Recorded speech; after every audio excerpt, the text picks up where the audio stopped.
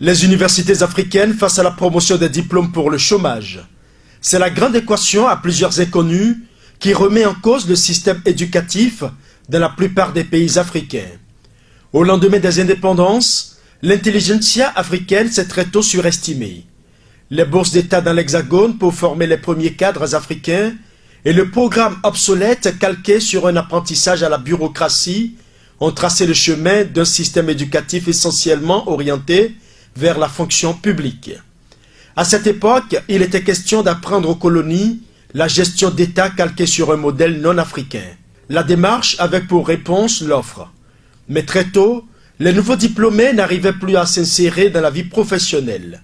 Aujourd'hui, alors que dans les autres universités du monde et même dans les lycées et collèges, les apprenants sont orientés vers la recherche, les expériences, la création et le développement de l'auto-emploi, les jeunes étudiants africains continuent de se faire décerner des diplômes pour faire valoir leurs compétences au chômage. Pourquoi nos enfants sont obligés de souffrir en Afrique, de pourrir dans les rues de nos quartiers, alors qu'ils sont premiers de leur classe? Le système éducatif qui a été mis en place, c'est pour servir le colon, c'est pour servir les églises. Il n'y a que ça. Maintenant, on n'a pas changé le modèle.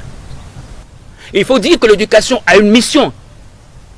A une mission de créer la richesse. L'éducation n'a pas mis de faire un service bellan. Nous avons fait un service bellan. Il faut repenser, il faut faire un programme général d'éducation.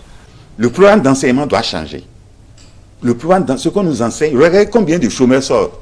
Nos universités, nos écoles sont des usines à former que des chômeurs et des perroquets.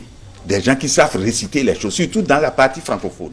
L'une des grandes récriminations contre la formation dans les universités africaines est son déphasage non seulement avec les réalités socio-culturelles, mais aussi avec les besoins de l'emploi.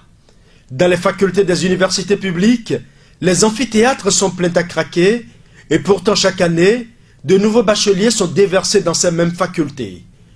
Dans les pays où le SMIC est à moins de 50 000 francs CFA, la scolarité dans les universités privées est au-delà de 400 000 francs CFA et les parents tentent désespérément de trouver une place à leur progéniture malgré l'effectif déjà pléthorique.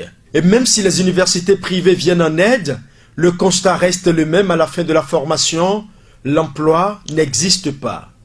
Il va se retrouver à faire des branches, à se recycler, à se re-recycler, parce qu'il n'y a que ça qui lui reste. À 22 ans, il aurait fini, il va faire des spécialités qui ne lui serviront à rien parce qu'il n'aura même pas de boulot derrière. Regardez à l'université, vous avez combien de géographes? À l'UNB, il y a plus de 50 000 géographes, ou plus. Pour servir à quoi?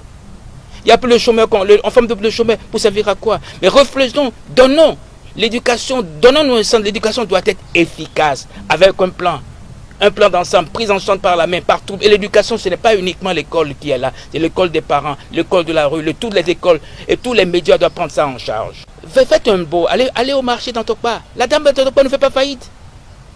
Les mathématiques, elle le connaît bien, elle n'a pas besoin. Quand l'internet, quand le téléphone portable est arrivé, elle a pris ça immédiatement, elle sait ce que c'est. Donc, si vous voyez les artisans, ils gagnent de l'argent plus que le fonctionnaire. Qu'est-ce qui se passe? Le maçon, il a déjà fini sa maison avant que vous. Tous les gens, ils ont fait. Les grandes maisons à Cotonou, c'est eux qui l'ont construit. La question fondamentale, est-ce que l'éducation est efficace et efficiente? Question fondamentale. Vous voyez, il faut reformater le disque dur, reformer les programmes pour savoir tel environnement, vous voyez ce qu'il nous faut. Et je préfère même du temps de la Révolution 1 que je critique, mais il y a des partis qui ont dit, mais l'école nouvelle doit être une unité de production. Tant d'années perdues à cause de ce système sans finalité active, les jeunes, victimes de ce système, continuent malheureusement d'être des dommages collatéraux. Les différents acteurs de la société civile et les États généraux devraient reconsidérer cette situation dont l'urgence n'est plus à démontrer. Cette problématique est d'ailleurs inscrite au cœur de la deuxième édition du webinaire L'Afrique au sommet qui se penchera sur l'avenir de l'enfant africain et dont le troisième panel sera animé par un éminent professeur de l'Université de Lomé. Tout sur les travers du système éducatif africain et les approches de solutions. Rendez-vous sur Zoom les 28 et 29 août 2020. Il est plus qu'évident que l'école doit désormais servir à former des piliers pour amorcer le développement de l'Afrique.